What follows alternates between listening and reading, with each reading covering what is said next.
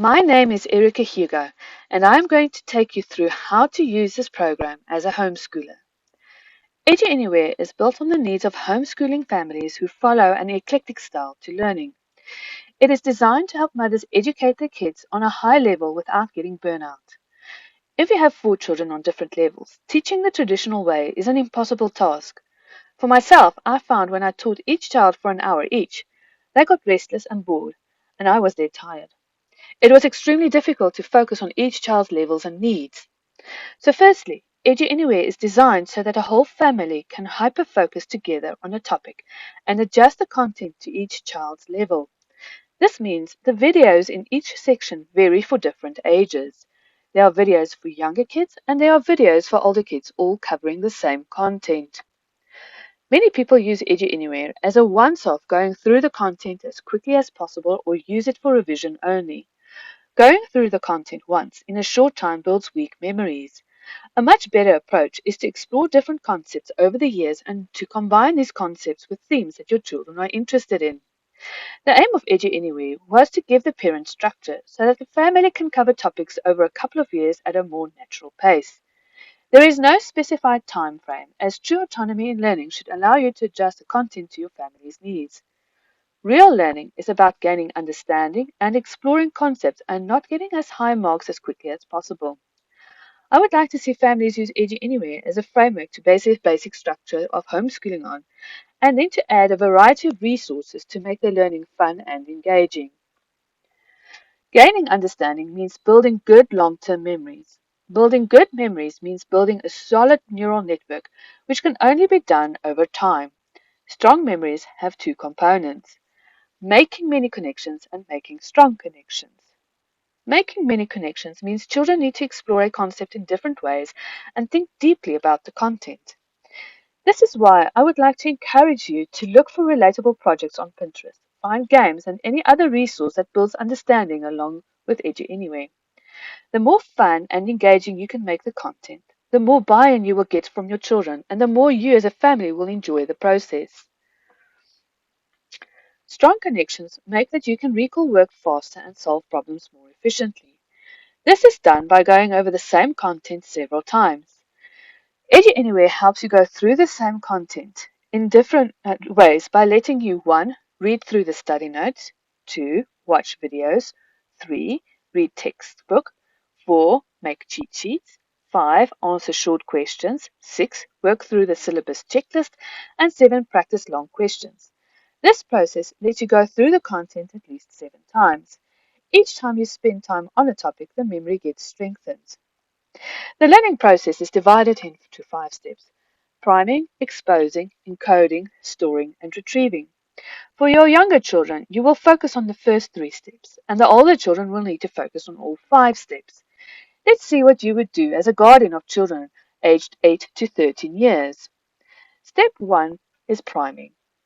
This is where you prepare the mind for what you are about to learn.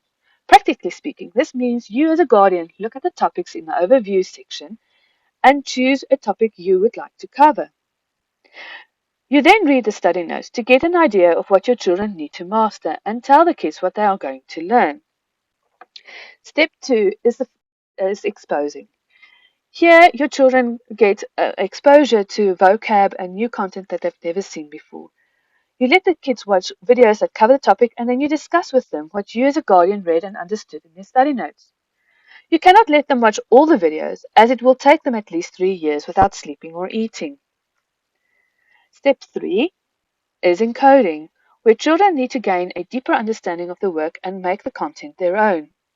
A fun way of doing this is to build a model or make a poster of anything they saw in the videos related to the original study. You would spend a good part of the day working on a project based on the videos the family watched. You can let the children read the textbook if you want to, but if they are younger than 14, this step is not necessary. This also means you do not need to buy a textbook for these subjects. If you feel brave enough, you can do the multiple choice questions with your kids if you want to. While your children are still young, you stop the learning process here and move on to the next topic. If your child is older or if a student is self-studying, he or she would follow the following steps. Step 1. Priming. Go through the overview to get an idea of what you're about to learn. Step 2, exposing. That means start to learn about the content and how it fits in the real world. Here you must read the study notes and then watch videos on any of the content that you do not understand. Once again, do not watch all the videos, but explore the videos on the content you are struggling to understand. Step 3, encoding, making the work your own and really try to understand the content in depth. Here you need to read the textbook and go through the syllabus checklist to make sure you understand each bullet point. Storing means you need to solidify what you have learned into your long-term memory. Here you need to make cheat sheets of the original study notes you read in step 2. The process of making cheat sheets builds long-term memories.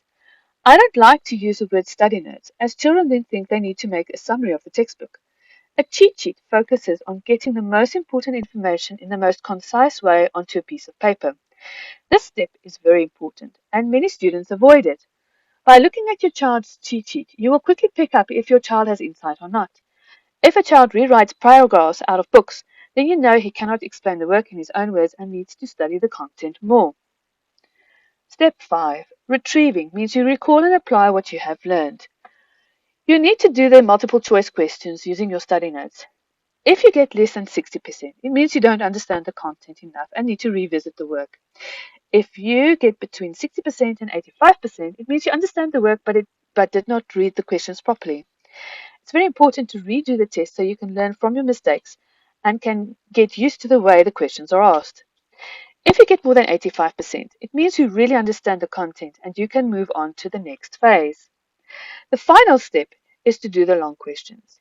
Here you need to see if you know the work so well that you can explain the concepts in your own words and solve problems.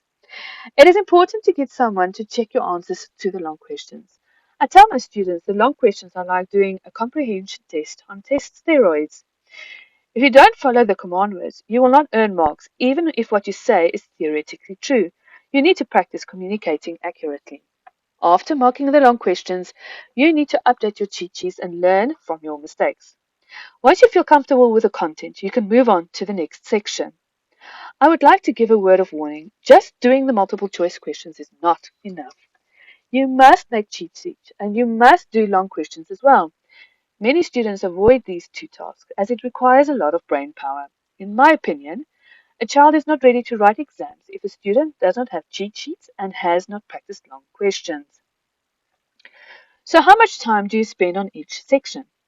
The short answer is until you understand the work so well that you can explain it to someone else with ease and solve related problems. For younger children, you can be more fluid and adapt to what their needs are. Anything you do with them will be beneficial. They do not have to understand every single concept. Just focus on exposing them to new ideas in a fun way. A student who self-studies can go much faster through the content. A rule of thumb is about one section per month. This can vary based on the student's previous knowledge. The idea is to cover the work in 18 to 20 months. Do exam prep and then to write the exams.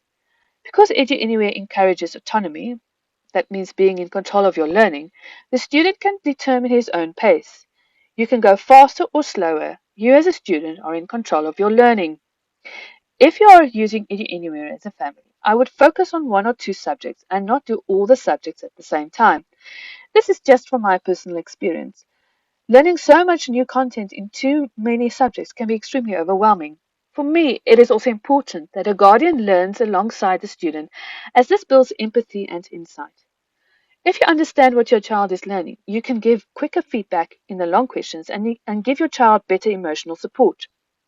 Not everyone has the luxury to learn with their children, which is why we have developed an add-on app called Digital Tutor, which will give your child the extra academic support he may need. I will discuss how this works in the next video.